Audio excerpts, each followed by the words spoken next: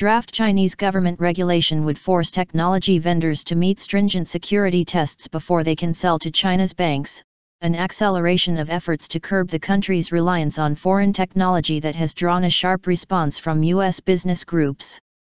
But a translation of the proposed rules viewed by Reuters shows its immediate impact on foreign firms may not be as tough as feared. The draft shows the regulation would initially focus on types of hardware and software where domestic suppliers already have a strong market position compared with their foreign rivals. Western companies say the rules have not yet been formally adopted, and some said they believed Beijing would retreat on some of the most onerous ideas, including demanding that firms' proprietary source code be reviewable.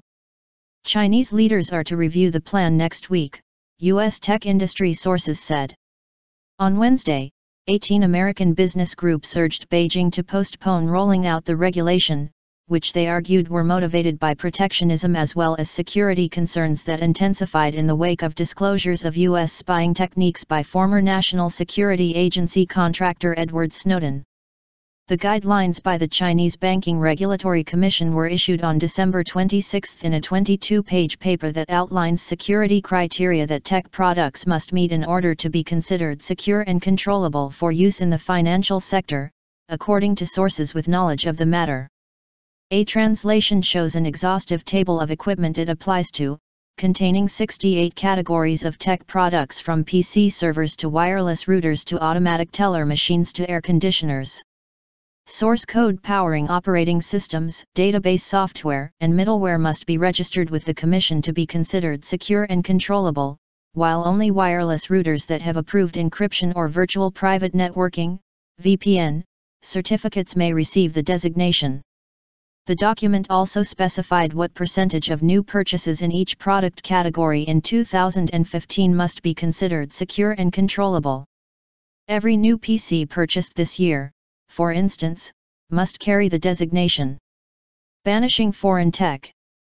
The new regulations represent one of China's most significant steps toward banishing foreign technology, 18 months after Snowden disclosed that U.S. spy agencies planted code in American tech exports to snoop on overseas targets.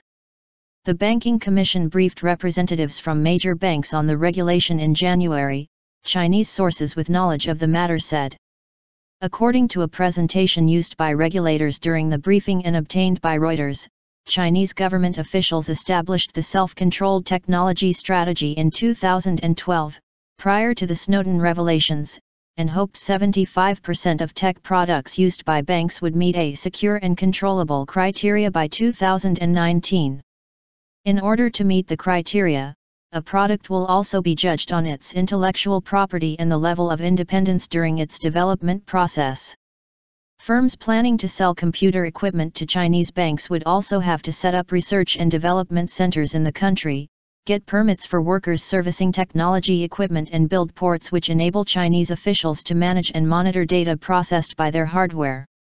Analysts say the regulations may not bite into foreign suppliers' market share immediately, as banks may continue to opt for cutting-edge offerings from the likes of IBM or Oracle while testing out domestic options.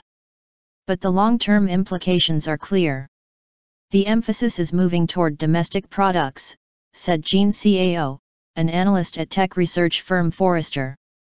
China appears to have tailored its guidelines based on the competitiveness of its domestic contenders.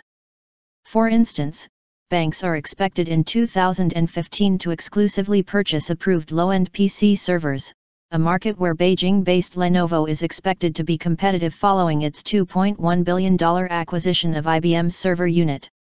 However, the guideline for sophisticated virtualization software carried out by local firms is set at just 10%.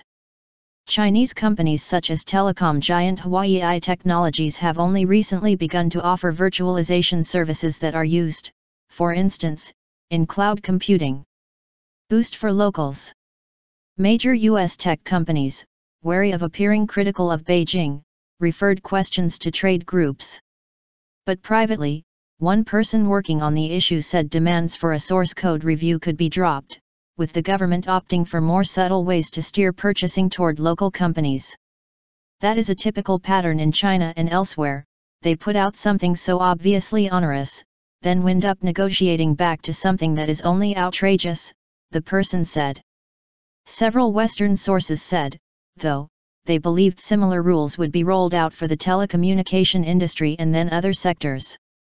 While the banking rules will gradually push out foreign firms, they are expected to boost domestic contenders including Inspur International Ltd., a data center maker. The People's Bank of China has already run trials to see if it could replace Microsoft's Windows operating system on some machines with NeoKailan, a Linux-based offering by Standard Software, a Shanghai-based firm with ties to the Chinese government, a source familiar with the matter said.